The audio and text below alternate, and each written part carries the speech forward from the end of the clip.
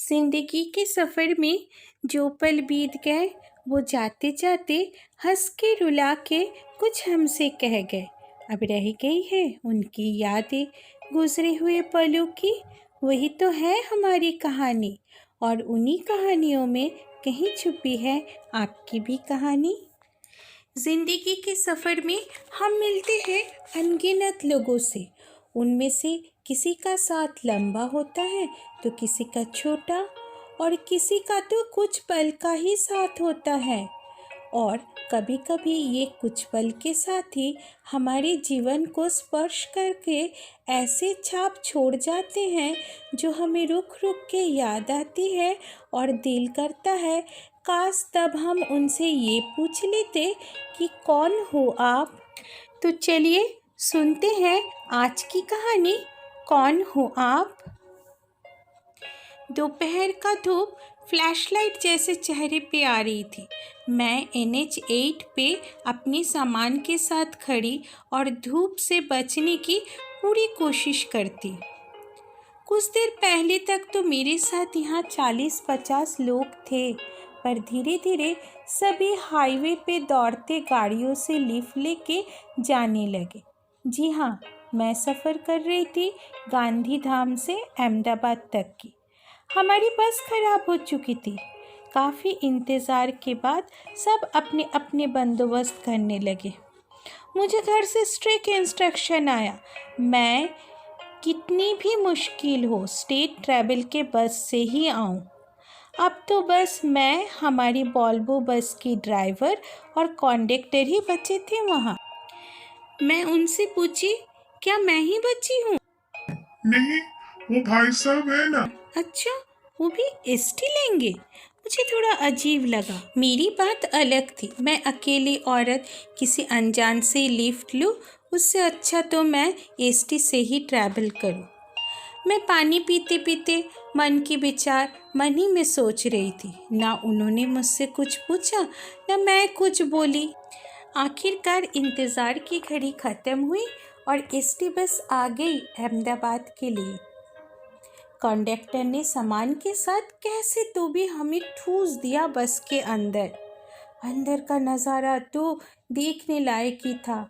मैं अपनी hand bag को कस के पकड़ ली, बस इतना ही कर सकती थी मैं। वो भाई साहब भी मेरे पास ही खड़े थे, फ़ोन पे किसी से बात कर रहे थे। हाँ, कह रहे थे मैं कल मॉर्निंग तक पहुंच जाऊंगा। उनकी बात ख़त्म होते ही मैं बोल पड़ी, रात के 11 बजे तक ये पहुंच जाएगी अहमदाबाद। आपको कहीं और जाना है? हाँ, गांधीनगर। अच्छा, फिर तो आपको कोई और चीज़ से चली जानी थी। अपने फ़ोन को स्क्रॉल करके ऊपर नीचे देख रहे थे। एक तरफा कब तक बात करती, पैर भी दुख रहे थे। इसलिए जब ऑफ़र आया बहन बस ही जाओ, एक्सेप्ट करना ही मैंने ठीक समझा। शाम होते होते मैं थोड़ी सी असहज होने लगी थी। नहीं नहीं, बिल्कुल ऐसा नहीं कि मैं अकेले ट्रैवल नहीं करती, पर ये डायरेक्ट बस नहीं थी, लोकल बस थी। लोगों का बार बार उतरना चढ़ना, हर एक छोटी स्टॉप पे रुक जाना। पर एक बात तो है, कंडक्टर जी की पूरी कोशिश थी कि मुझे ज़्यादा तकलीफ़ ना हो। मैं अपनी नज़र घुमाई तो वो भाई साहब मेरे पीछे ही बैठे हुए थे। उनकी मौजूदगी ही मेरे अंदर एक भरोसा जगाया था। अहमदाबाद आते ही मैं खुद से ही उनको बोली थैंक यू, और पूछा था मैंने, आपको कहीं ड्रॉप कर दूँ? रात काफ़ी हो चुकी थी, पर उन्होंने नो इट्स फाइन कह के अपने सामान के साथ चल दिए। पर वो जाते जाते मुझे इंसानियत का मतलब ज़रूर समझा गए थे। चलिए कुछ और एक पल की बात सुनाती हूँ। हमारी फैमिली की फंक्शन थी। फंक्शन में मैं परफॉर्म कर रही थी। धीरे धीरे हौले हौले चुपके से अब होगा, कहते हैं हम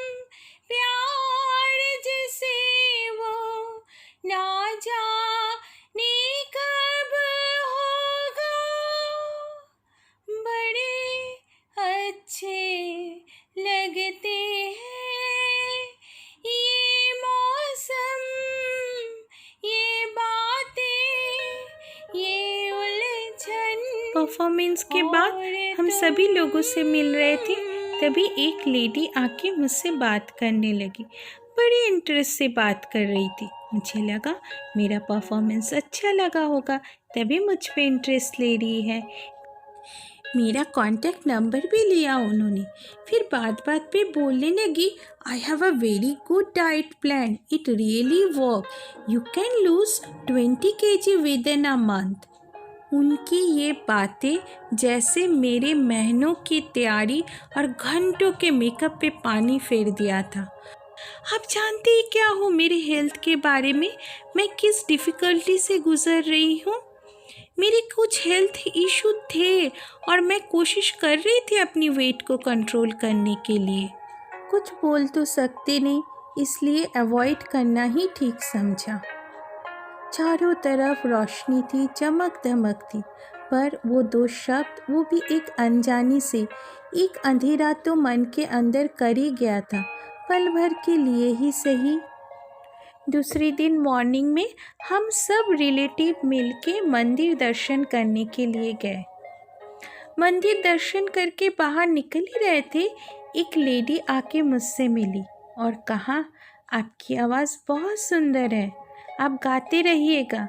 आप जानते हैं मुझे, कल मैं पार्टी में थी, मैं कल ही बोलने वाली थी आपको। चलिए अच्छा हुआ आज आप मिल गए। ये भी एक अनजानी थी, पर इनके दो शब्द एक नया ऊर्जा दे गया था मुझे। बस इतनी सी थी ये कहानी, पर ज़िंदगी के सफ़र में कौन होते हैं ये लोग जो कभी आपको हंसा के तो कभी रुला के कहीं गुम हो जाते हैं।